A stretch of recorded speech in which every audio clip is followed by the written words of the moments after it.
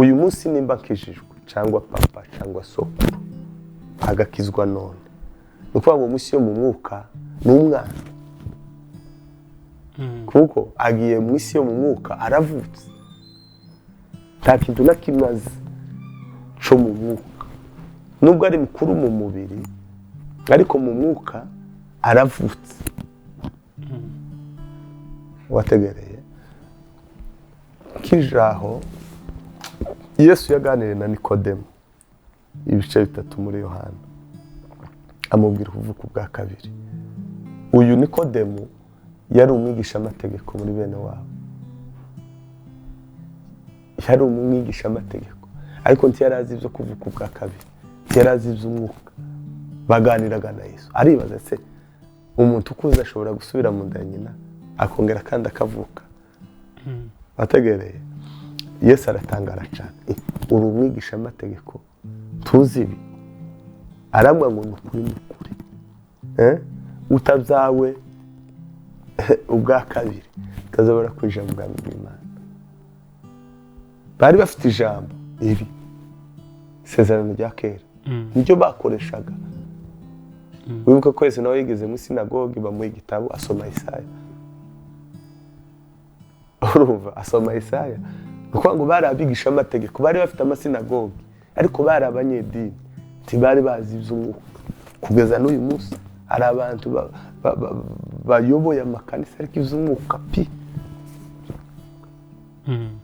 bayoboresheje amategeko bayoboresheje amasomo bayoboresheje bavuga ibyo bize ariko batarigera bazi iby'umwuka kandi Nikodemo rero baganira na Yesu aramubwira rero utabyawe ubwa kabiri ushobora kwinjira mu bwami bw'Imana yarashatse kumubwira gute kuko twese umuntu wese yabyawe ubwa mbere n'umubyeyi yabyawe n'umubiri aravuka uko niko kubyagwa ubwa mbere ubwa kabiri rero kuvuka ubwa kabiri no kubyarwa n'umwuka ni igikorwa cyo mu bumana cyo mu mwuka nicyo tuma Yohana yaje abatiza abantu umubatizo w'amazi wo kwihana ibyaha ariko Yesu azana umubatizo wo mu mwuka kugira ngo abantu bavuke ubwa kabiri babana b'Imana binjire none bavuke binjire mu bwami bw'Imana misi yo mu mwuka bategereye benshi rero bashobora kuba barabatijwe ariko batarigeze bava ku bwa kabiri bataravyaho ubwa kabiri ngo bahinduke abana b'Imana Nikodemo rero yari afite ico kibazo aha rero dusomye Yohana bicamo mu bice bitatu umwana mu mwuka ninde n'ukijijwe kujya natwe twavuze turi abana byari umwana aba ari umwana nyine ni umuntu ariko umwana mu mwuka narinjanye mu mubiri yavutse ni umuntu afite umubiri afite ingingo zose karahumeka kimwe n'abantu bakuru ariko n'umwana tiyoye umutsima hari ibiryo bimugenewe ingingo ze ntizikomeye ukavuna ntagenda ntavuga ntareba ntiyumva ariko n'umuntu yavutse bategereye kugira ngo rero agende akura ni ibintu zo mu bumana biri mu mubiri mu ngingo z'umubiri umuntu azagenda akura uko bagenda bamwitaho uko bagenda bamugaburira uko bagenda niko yagenda ahumura niko yagenda yumva niko yagenda agira ibintu bikomeye niko atangira gukambakamba niko atangira kugenda niko batangira no kumureka kandi yatangiye kugira ngo yarira bakamuha ibiryo byihuta batanabibura bagashaka aho babikopa abavyeyi bakaje gushaka ibiryo ariko uzareba uyu mwana yakuze baza bashiraho ibishimbo yarira bakakubita ategereza igihe bizohira ubu nyine wongera ngo urashonje bashizeho ibishimbo ukarase bakakumva aho gutuka aho ahubwo bavuga ngo wagize ikibazo wategereye rero mu buryo bwo mu mwuka rero iyo umuntu akijijwe ababariwe ibyaha bategereye abavutse mu isi y'umwuka aba ariko aba ari bebe ategereye bisaba rero agomba kwigishwa rero Sunday school yandi rero akigishwa g'Imana akigishwa ko uburyo umuntu aba umukristo agatangira kuramizwa agatangira guhabwa utu kandi igihe cyose asenze Imana izimusubiza kuko abantu benshi Imana ntabwo ibasubiza kuko bakuze ibasubiza kubera kuko ari abana kuko itabashubije boyivaho kugira ngo bayigumeho reka akabasubiza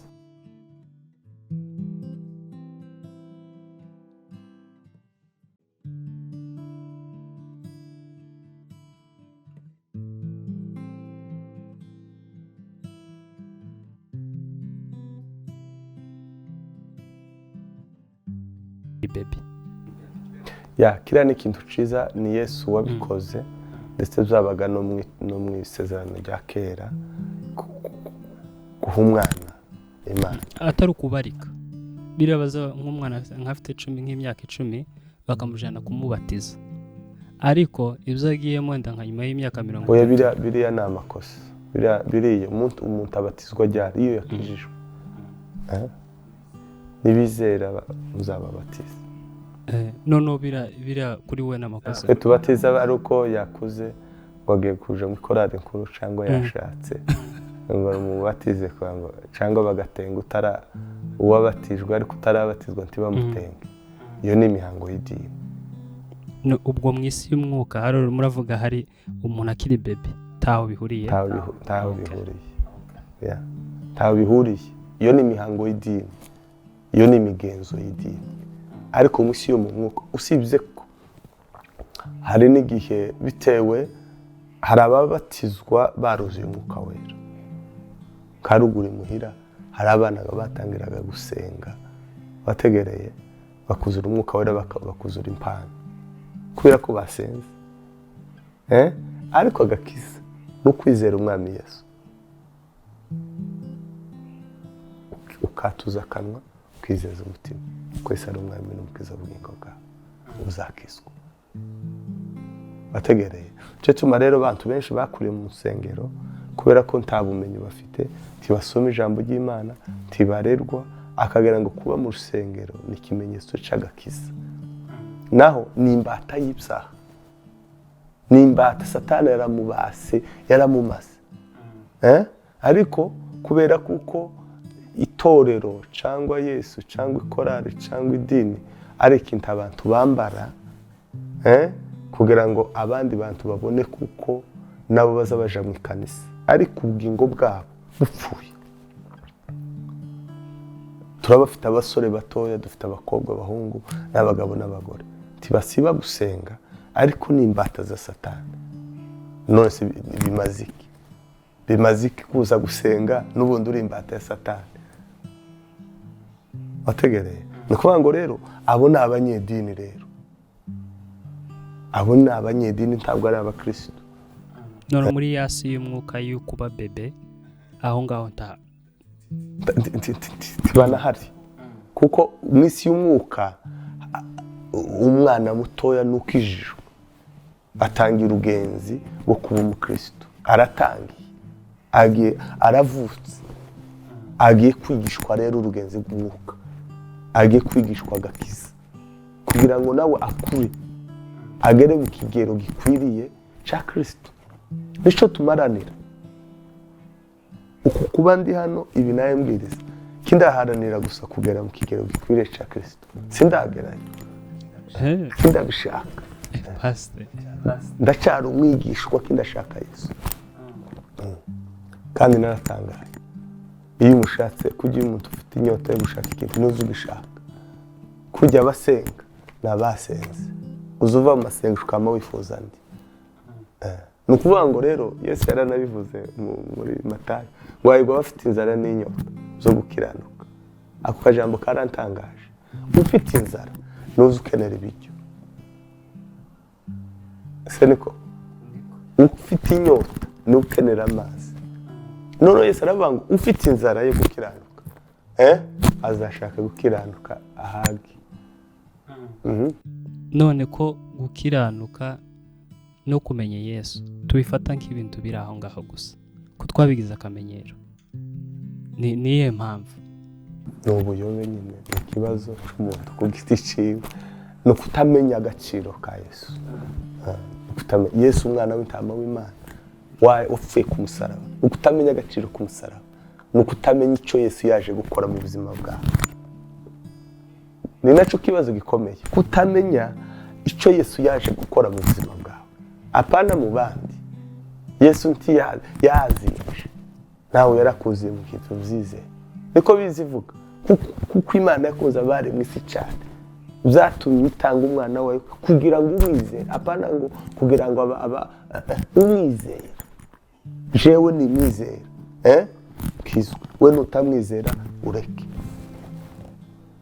Jewe rero namwizeye, nizeye icyo yakoze, nizeye icyo yaje gukora muri jewe, nakiriye ubushake bw'Imana, kuko kudakizwa no kwanga urukundo rw'Imana. Kudakizwa no kwimira urukundo rw'Imana ntiri kugereho. Kutihana, gukomeza kuba mu byaha, no kwanga imbabazi z'Imana ko zikuzamo. Kuko Yesu araje mu mutima wanje kugira ngo nkize, jewe ndanze.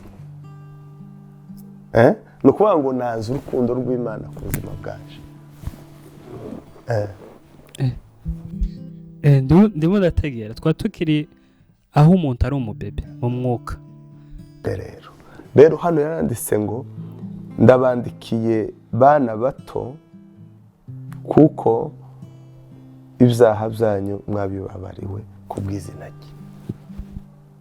Iyo ni faze ya mbere y'ubwana, no kubabarirwa. Ariko bakiri uwa kamere yavutse yababariwe ibyaha bye, kuko niyo step ya mbere. Iyo wihanye urababarirwa, iyo ukijijwe urababarirwa, Imana irakubabarira. Ariko rero ubukiri uwa kamere yakubabarira kuba ibyaha byawe, ariko uracari bebe unabisubiramo. Wategereye ubwo ni igice cya mbere. Rero nicyo gituma Pawulo yavuze ngo ukiri umwana muto navuga nk'iby'abana, ngakora nk'iby'abana, ariko umaze kuba umuntu mukuru, wategereye vuga iby'abantu bakuru. Mu mwuka rero haba ubwana, ni nacyo kibazo gikomeye dufite cy'ubukure, abantu ntibakuze. None hano arandika, ndabandikiye abasore, ndabandikiye basore kuko mufite imbaraga kandi ijambo ry'Imana rikaguma muri mwe, mukaba mwaranesheje wa mubi. Ikimenyetso cyo kuba umusore mu mwuka ni imbaraga, kandi umuntu aba umunyembaraga ryari w'ijambo ry'Imana rigumye muri we, kandi akabasha kunesha umubi. Ukuvuga ngo umuntu yitwa umusore ryari mu mwuka iyo ijambo ry'Imana ari ryinshi kandi rigumye muri we umuntu, kandi ashobora kunesha umubi. Ni ukuvuga ngo mu bwana ushobora kuneshwa, uba ufite intege nkeya, mbese birakugora. Ariko hari ahandi uzugera mu isi y'ubusore y'imbaraga rero, ushobora kunesha ubusambanyi, ushobora kunesha ikintu cyose kubera ijambo ry'Imana riri muri we. Noneho twavuye hajya mu masengesho bigukuza bikuzamura, wategereye none umuntu agezeho noneho ajya ijambo, none ijambo rikaba muri wowe, wategereye noneho irya jambo niryo riguha ibiryo, niryo rigukomeza, niryo riguha kunesha Satani, niryo riguha kunesha, niryo riguhinduraga. Kubera ko gusenga kuzana imbaraga, ijambo rizana kwizera no guhinduka. Ni ukuvuga ngo amasengesho bingana n'imbaraga. Ijambo bizana kwizera no guhinduka. Ategereye kuko Yesu yari mu masengesho agira imbaraga, ariko aje kunesha Satani amuneshesha ijambo, ariko ari mu bihe by'amasengesho. Wumvise? Ntabwo Yesu yigeze acahisha Satani gusenga ngo koma shetani ngo ivi n'abandi bazasenga ngo koma shetani. Ni amasengesho y'integeka cyane. Koma ni ukuvuga gute? Wavuze mu izina rya Yesu. Icyo ni ikibazo, nacyo ikibazo yahura n'ikibazo ngo koma shetani. Koma shetani ni ukuvuga gute? Wavuze mu izina rya Yesu. Icyo ndagihuguye abadukurikira bose ntibakongere kuvuga ku mashitani. Yesu yagiye. Izina rya Yesu niryo Satani azatinya gusa. Naho kuvuga ngo ku mashitani, kuvuga ngo shitani karibu ndakwiyegereje. Ariko abakirisitu bazi gukoresha izina rya Yesu. Ni ikintu gikomeye. Uzuvuga ngo mu izina rya Yesu. Yesu akiruka akaje kure. Umwana waje arampamagaye. Niki kibaye ko ampamagaye? Yesu ntazapfa kuza. Azaza iyo umwana ahamagaye. Rero abantu bafate Yesu nk'intwaro yo kuneshesha umubi. Ategereye. Rero umusore rero abagisigaye rero cyo kurya ibintu bikokaye. Ukuwo kwiruka ukumpa point azi yo wagiye. Tiyo nakurikirana pi. Kukuru umusore. Ntajari nawe ngo urasonza uzi buryo uri buki. Azi buryo uri bwigwaneho. Nuhura n'ikibazo murahangana. Nuhura no mu bandi murahangana. Dore no mu mategeko babivuze ko umuntu yarengeje imyaka 18 aja kwibaga. Abavuye mu bwana. Ngo bafite ibitekerezo by'umuntu mukuru. Bategereye. Rero umuntu wa kabiri rero umusore no kugijambo. Yesu yari mu masengesho amaze kubatizwa. Umubatizo w'amazi. Umwuka umuzaho. Kuko umuntu umwuka wera amuzaho ryari. Iyo yabatijwe mu mazi. Urumva? Umwuka wera aza kuri Yesu. Kikimenyetso cyerekana ko abaye umwana w'Imana. Ijwi ryaravuzaga. Yabango uyu ntumwana waje kunda. Mumwumvire. Umunsi yabatijwe gutya. Umwuka wera muzaho. Kinuma kikimenyetso cy'umwuka. Wumvishije ijwi. Wa mwuka umujana mu butayu. Kuko yaragi gutangira ministeri ye aje amasengesho gushaka imbaraga. Amara 40 days iminsi 40 n'amasura 40. Usomye neza igice cya 4 Matayo kukamanuka ngo yavuyeyo ngo yuzuye imbaraga z'umwuka wera. Atangira rero ministeri ye kubera ko yahawe imbaraga. Nukuvuga ngo iby'Imana byose bigira imbaraga ryari iyo umuntu yasenze. Mucyo gihe bizana umusaruro. Akantu kose ko mu bumana ni ituro kugira ngo kuko amasengesho umwuka yanguye ngo ni ifumbire. Ifumbire. Ahantu watera ariko hashira ifumbire hakera. Ifumbire niryo ritumye iriya mbuto yera. Amasengesho ni ifumbire ry'umurimo wose umuntu akorera Imana umuzanira inyungu. Umuzanira imbuto. Umuzanira umusaruro. Kuko Imana ntiyaduhaye imirimo ngo utarimo imisaruro. Oya? Ifumbire rero ryo kugira ngo icyo ukorera Imana cyose umurimo Imana yatangije muri wewe kugira ngo ukuzanire umusaruro. Kuko usenga. Kuko iyo ukoze wasenze ugira impact, ugira imbaraga cyane mu buzima bwawe wabikore. None umugishwa kugarukira. Nose y'umuntu kuko tugenda tubwiriza undi ugatanga ikintu kaguha amazi urakoze Imana guha umugisha. Kuranga ico ne gito. Iki kintu naguhaye gikoze ku mutima wawe wowe ugiye kungarurira umugisha. Wa mugisha rero ungarukira. Ni uzana aya mazi naguhaye bitewe n'imbaraga na yasengeye ari wo murimo waje gutanga amazi nawe usengeye. Uzuya mwashira inyota Imana ikampa umugisha. Kuko umurimo nta murimo uciriritse mu Mana. Kuko nta rugingo ruciriritse ku mubiri. Wategereye nta murimo muto mu ikanisa uhaba. Nta hari umurimo muto y'urugingo ruhaba. Nta buri rugingo rwose rufite umurimo warwo. Ubaye umusore. Rero umusore ni ukujya ijambo.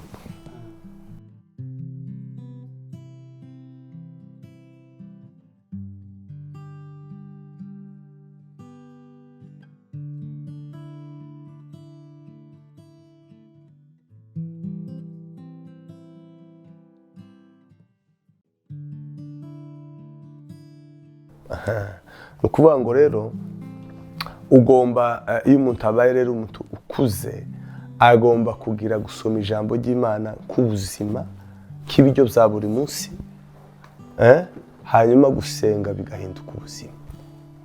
Nicyo kintu umwuka yanyigishije ko gusenga kugomba gusa nko guhumeka. Uko umuntu adashobora kuba adahumeka utegereye niko n'umukristo agomba gusenga ko guhumeka. N'impumeko bw'umuntu kuko iyo umuntu ari mu bujutsi ibintu azashobora ni bibiri, ni ugusenga no gusoma ijambo. Iyo umuntu ananiwe anebwe nibyo azananirwa. Rero kunanirwa mu by'agakiza so gusiba ku cyumweru, so gukora ku cyumweru, si cyo kimenyetso cy'ubunebwe. Ubuzima budasenga ntibuhumeka. None se mbazi dusenga iki? Ni ukuganira n'Imana. No ibaze kuba kure y'Imana. None gusenga ni ugusabana n'Imana, gusenga ni ukuganira. None ibaze kubaho utaganira n'umubyeyi wawe, muba mutandukanye. Gusenga rero ni ibiganiro ugirana. Ikindi kintu gihesha abantu gusenga cyane ni umurimo Imana yatangije muri wewe. Aba ari umutwaro ufite udashoboye, bigasaba ngo ube imbere y'Imana ishobora byose yawutangije muri wewe, mukorabore. Ni activity, ni igikorwa guhaye, niyo boss, ni ihemba. Turabagaragu b'imburamumaro. Rero jewe mfite umurimo Imana yatangije muri jewe, niyo boss, niyo impemba, niyo paraporo, niyo nshima, niyo mpamanota, niyo nzamura, niyo nkuza mu kazi. Rero gusenga rero ni ukuja gutanga raporo. Gusenga ni ukuganira n'Imana kugira ngo umenye uko ukora neza uwo murimo. Wibuke Salomo yahawe ubuyobozi ari umwana mutoya. Yagiye gusenga. Imana yavuze niko ushaka, nkeneye ubwenge, sinoyobora abantu bose. Imana ngo kubera ko usabye ubwenge ndaguha n'ubutunzi, ndaguha n'ibintu byose. Yabikuye mu gusenga. Musa yayoboye Isiraheli gute? Yabaga ku musozi asenga, akura ubwiza. Yari umuntu kimwe n'abandi, ariko yatindana n'Imana, yamanuka amanukana ubwiza. Imbere y'Imana niyo tuza dukura ubwiza, niyo haba ubwiza bw'ingo, niyo haba ubwiza bw'ubusore, niyo haba ubwiza bw'umushumba, niyo haba ubwiza bw'umuririmbyi, niyo haba ubwiza bw'umuririmbyi, niyo haba ubwiza bw'umuvugabutumwa. Imbere y'Imana niho abantu bakura ubwiza. Umuntu ukunda kuba imbere y'Imana akunda kwezwa, kuko ntiwegera Imana utejejwe, ni yera. Ubwo buzima rero bwihana, ubuzima bwezwa buba imbere y'Imana. Ndaguha urugero, nubwo utarubaka urugo. Akana kawe kova muri toilette kiyanduje ukagakikira? Oya. Oya. Kubera yanduye. Ntabwo umwanze, ahubwo wanze umwanda umuriho. Tiwanze kumukikira kuko atari umwana wawe, tegereye. Ariko umwanda uriho, umwanda afite niwe utuma utamukikira. Nico gituma genda baje kumwoza, baza bamukuraho umwanda, akaza aza gushona hose, aza gukandagira hose, kuko asa neza. Ategereye. None nimba uri umubyeyi udashobora gukikira umwana wawe yanduye, kuko imutekereza ko Imana iyo yobakikiramo umwanduye. Imana nayo ikunda isuku.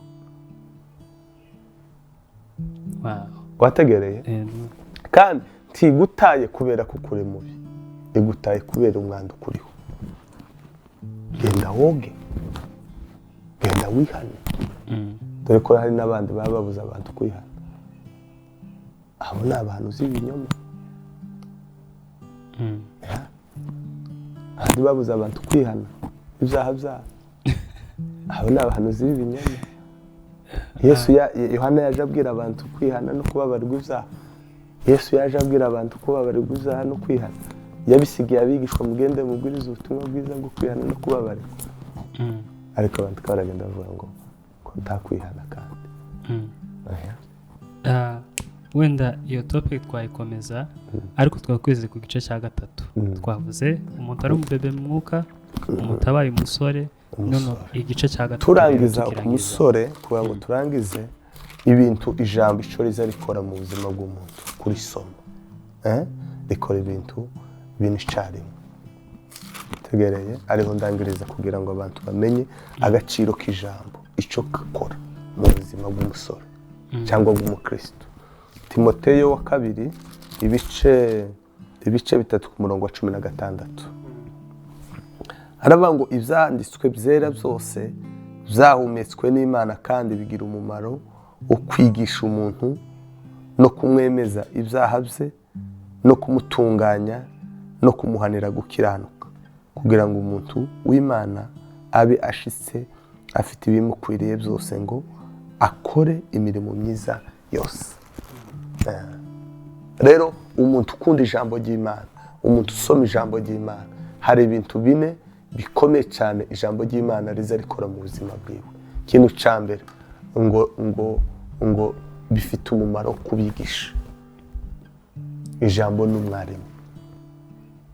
Uza wiga Imana, ukiga amasezerano y'Imana, ukiga gukomera kw'Imana, ukiga imbaraga z'Imana, ukiga Imana kuko ntiwukwizera icyo utazi.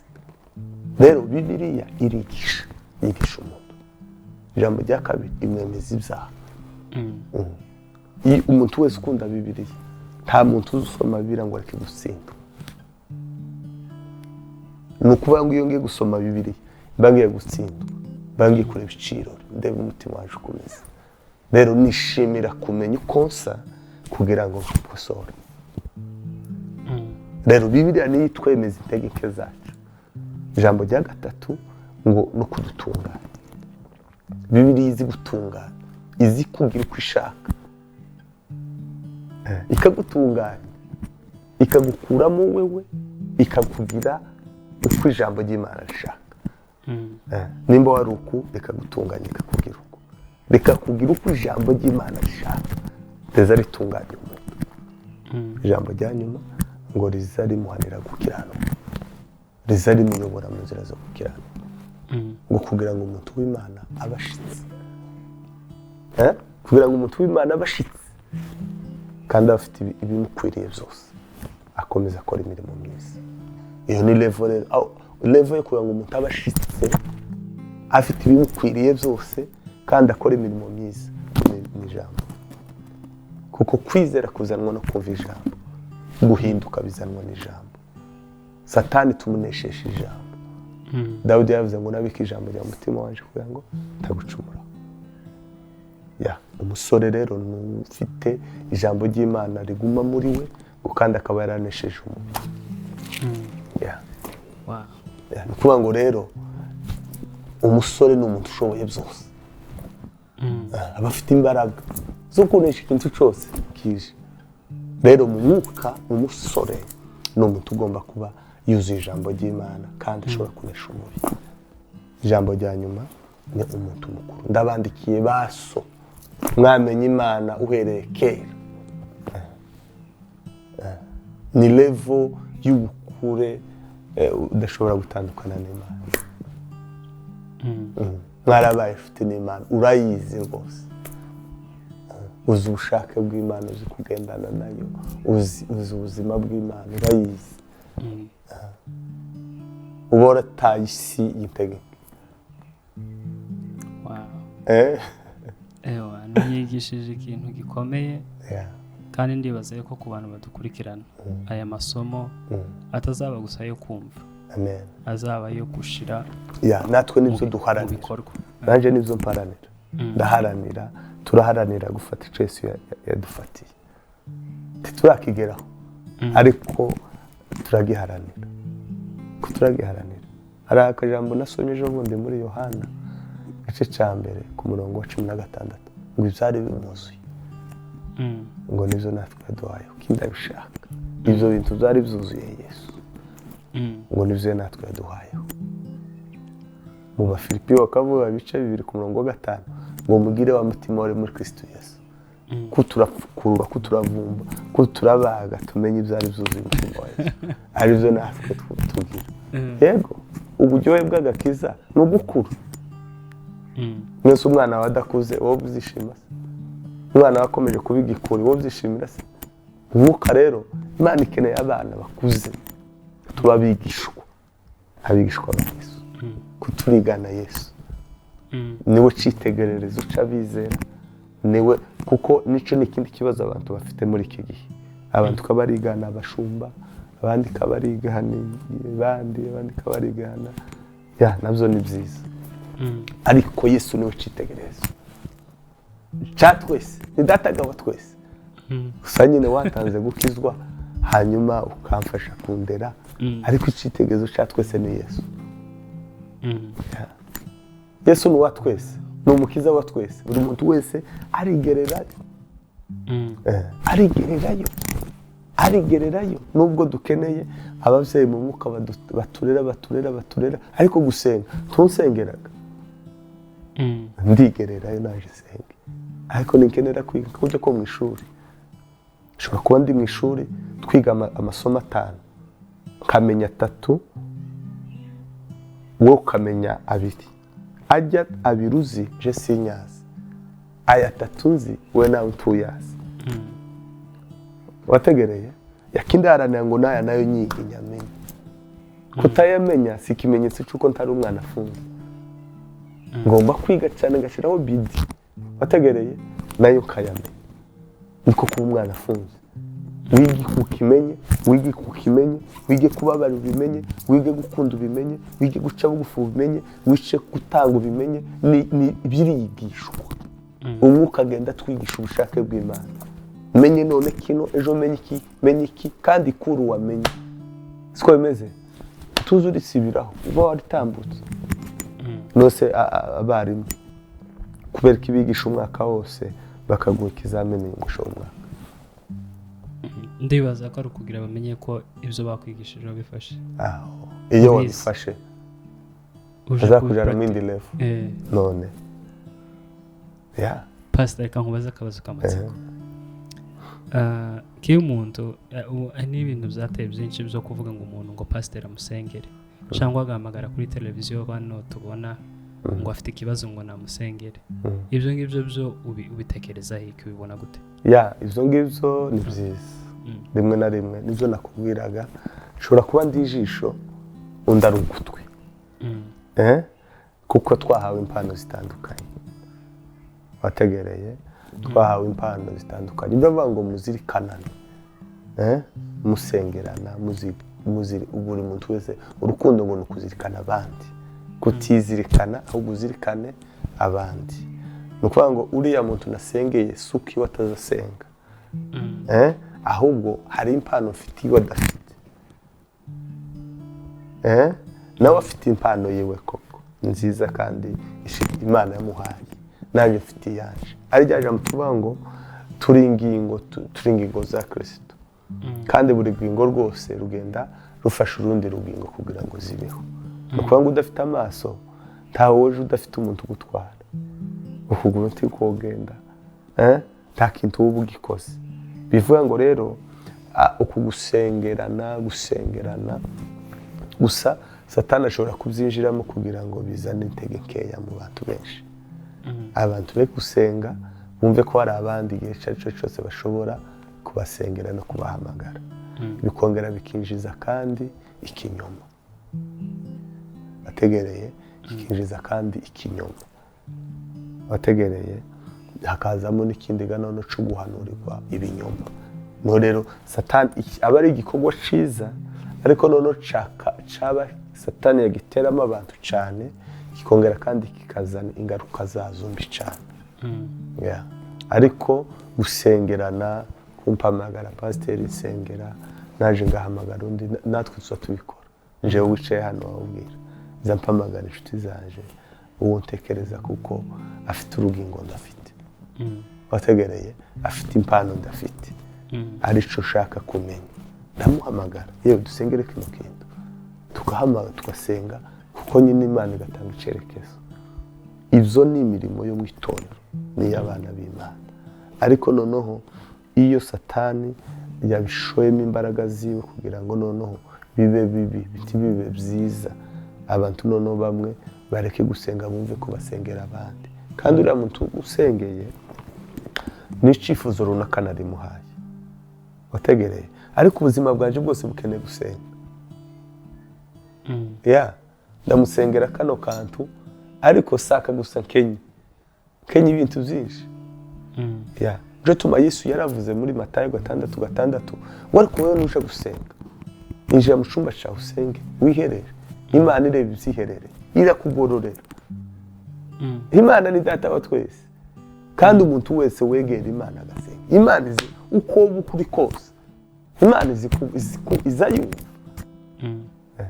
Usibye gusariya muri Yesaya 59 haba ukuboko kw'Imana nti kwa heze ngo kunanirwe gukora ubona amatwi yawe nti yapfuye ngo nanirwe kumva ngo gukiranuka kwacu ngo niko kwatumye twija kure itwema amaso. Ariko Imana umuntu wese usenga uko waba uri kose ese kubaza ninde umuntu uzi gusenga?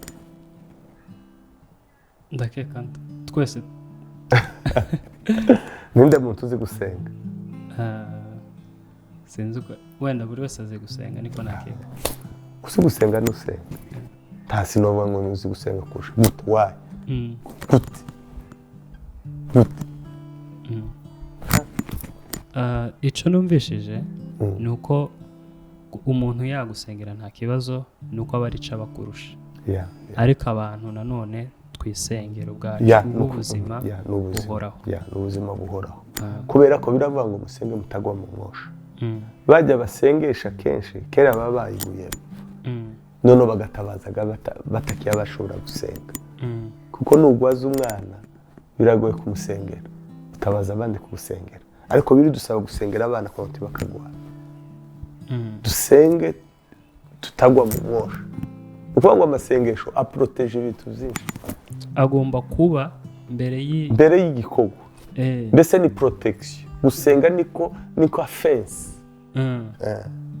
Nose ko baza bakingiza abana bakivuka kaje kubatera amasinda kunaba barawukije naje bara kubera nabavyeyi kudukunda baturinda ingwara zishobora kuza z'ibyorezo bakaje kudutera inshinge za vaccine siko bimeze ziturinda ingwara nabo batazi iyo zizo. Bategereye gusenga rero no kwikingira imyuka izitera abantu izisanga rero uri protege ukingi. Kubera ko wewe uri protege iyo myuka kuko ibyaha byose ni imyuka. Satani ni umwuka abadayimoni ni imyuka baza batera gusa none basanga je nawe umwuka jewe ndakingi we ntukingi umwuka ubusambanyi kuguriramo jewe pi twese turi abasore we kuye kuzusambana gusa abandi ko bataza basambana. Why? N'umwuka nuko atabaye amasengesho atari protege arakinguye n'icumbi. Wibuke ko Yesu yakuyemo Mariya abadayimoni barindwi imyuka irindwi abadayimoni barindwi. Uyu muntu Satani yamukuyeho abadayimoni barindwi Yesu yamukuyeho abadayimoni barindwi. Hari undi umwe yamukuyemo abadayimoni 2,000. None ubwo no kuvuga ngo buri cyaha umuntu akora ifite noneho kandi umuntu ashobora kunesha dayimoni wategereye akamunesha pe biravuga birayivuga dayimoni yavuye mu muntu iragenda nyine hanze kuko umuntu wese ashizwe dayimoni mushinzwe integeke none yigiye none zija kureba ngo ikinje kurenza yanje nimba nta kindi kintu kirimo ategere yasanga nta kindi kintu ngo kirimo ngo ikaja guhamagara izindi dayimoni zirindwi ngo zirushe imbaraga none ngo zakujamo ngo ugakora bibi kurenza bijya wakoraga cyo tuma rero umuntu yitwa imbata yiki yica kayimbata y'ubusambanyi n'abadayimoni benshi bamurimo uyu muntu uca inyuma y'urugo rwe uyu nguyu w'umugome umuntu uja kwica n'abadayimoni si dayimoni ni benshi Pastor nyemerera tugire kino gice cya mbere kuko amajambo ufite arubaka kandi arimo arigisha abantu bari muri yasi twaganiye hejuru y'isi y'umwuka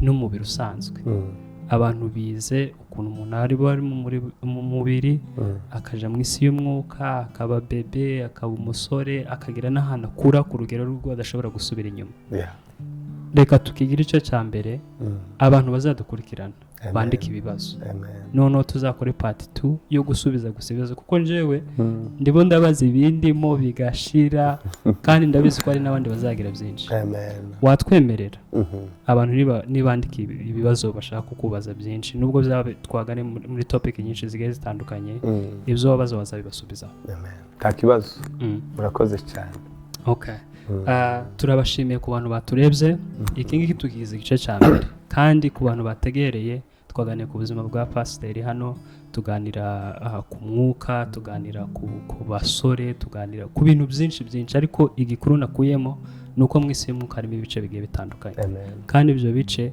bigenda bigaragaza ukuntu ugenda ukura mu mana ukuntu ugenda ugirana ubusabane tuganira gusenga tuganira gusoma ijambo ibyo byose ni ibice byagiye bimfasha kandi ndasaba yuko n'abantu badukurikirana nabo bazabyumva nk'uko nguko gira inama utanga ku bantu badukurikiranye ku byo twaganiriye ndetse no muri rusange ikintu bashaka kubasangiza turangiza ikiganiro murakoze cyane namwe ndabashimiye cyane ico na kwingingira buri muntu wese nasabira ikintu cya mbere ni uko umuntu amenya ko ari umwihariko imbere y'Imana umuntu wese afite umwihariko we imbere y'Imana ikindi cya kabiri umuntu wese agomba kumenya icyo Yesu amaze mu buzima bwiwe umuntu akamenya uwo ari we muri Kristo Yesu umuntu akamenya icyo Yesu Kristo ari cyo muri we kandi umuntu akamenya nduruhe rugingo muri Kristo Yesu ngomba kumenya umurimo wanje niwe njana imbere y'Imana niwe sengera umunsi ku munsi kandi uyu murimo wanje niwe umpesha gukura mu mwuka kandi niwe umpesha kwegera Imana iyo umuntu adafite umurimo biragoye cyane gusenga Imana rero ndabasabira mumenye ko twese turi abana b'Imana bakijijwe kandi Imana ni umutunzi imbabazi Imana yadukunze duha Yesu tumukunde kurusha ibindi bintu zose nubwo dukora imirimo yacu ya buri munsi ariko tuyihindura ibigirwamana irute Yesu kandi buri muntu wese yumve ko Imana imwumva igihe cyose yasenga ndabasabira wumve ko nawe ushobora gusenga Imana ikakumva ukagira ubuzima bwawe gusenga uko ugenda imbere y'Imana uri umunyantege Imana igenda iguha imbaraga Imana ni umutunzi imbabazi nawe urabishoboye wasenga byashoboka wakwiha Imana wahinduka rero ndabasabira kuko mumenye ko mufite umwihariko imbere y'Imana Yesu abahungisha yego turabashimira abantu badukurikiranye tubibutsa gukora subscribe share na like no gukanda kunzogera turangiza pastor sengera abantu reka dusenga Imana sengera abantu kugira ngo basubire mu mbaraga basubiye inyuma ndetse n'abakeneye gusubira mu ijambo icyo bakeneye mu byo twaganiriye bongere babisubiremo reka dusenga Imana dusengane namwe buri muntu wese yizera Imana kandi wumve ko Imana iri kubera igisubizo Mana data Mana ikomeye Mana y'imbaraga n'ubushobozi turagushimiye kubw'uyu mwanya mwiza kubw'aya materaniro meza dukoze Mana imbere y'amaso yawe ntaba ari twe ahubwo izina ryawe rishigwe hejuru Mana dusengeye abadukurikira mu izina rya Yesu Kristo w'i Nazareti ubugingo bwapfuye bwongere buhembuke mana abarwaye mu buryo bwo mu mwuka, mana abo satani yagize impumyi, abo satani yagize ibipfamatwi, abo satani yagize ibimuga, abo satani mana yanyaze impano z'agaciro, abo satani yanyaze iby'agaciro wari waratangije mu buzima bwabo. Reka uyu mugoroba wa none mwami Yesu bongere bagire ubuzima muri Kristo Yesu, bongere bagire imbaraga. Abapfuye mu mwuka nibabeho mu izina rya Yesu, ingumba mu mwuka nizongere zibeho mu izina rya Yesu. Mana abana ni ubongera imbaraga, abatentebuki ubaha imbaraga, abasubiye inyuma ubaha imbaraga, abafite ibikomere mu mitima mana wongere kandi ubomora ibisebe, bongere kandi buzura imbaraga z'umwuka wera. Buri muntu wese yongera asa n'igicaniro ciwe imbere y'amaso yawe mana, buri muntu wese asa n'igicaniro ciwe, buri muntu wese abagabo n'abagore, abahungu n'abakobwa mwami Yesu ndasabira buri muntu wese agukundisha umutima we, agukundisha ubugingo bwe, agukundisha umubiri we, agukundisha imbaraga ziwe. Urakoze mana kubahaye umugisha, n'abafite ibibazo bitandukanye, abarwayi nibakire mu izina rya Yesu, abafite ibindi bigaragazo n'izindi ntambara zitandukanye mwami Yesu uyu mugoroba ubiteho kandi ubarwanirire kandi ubaneshereze. Urakoze kubahaye umugisha, ababuze amahoro yabahe, ababuze mwami ibyiringiro babere ibyiringiro, ababuze ubuhungiro babere ubuhungiro mana, ababuze amahoro mu mutima ubaye kwihana bahinduke babona amahoro, ababuze umwuka wera ubambika imbaraga z'umwuka wera. Urakoze kubagire neza kandi urakoze kubahaye umugisha kandi ubabere igisubizo. Ni mu izina rya Yesu Kristo woneze tubisabye kandi tubishimiye, amen. Yesu abaho umugisha, Yesu abagire neza, tuzabona n'ubutaha. Murakoze.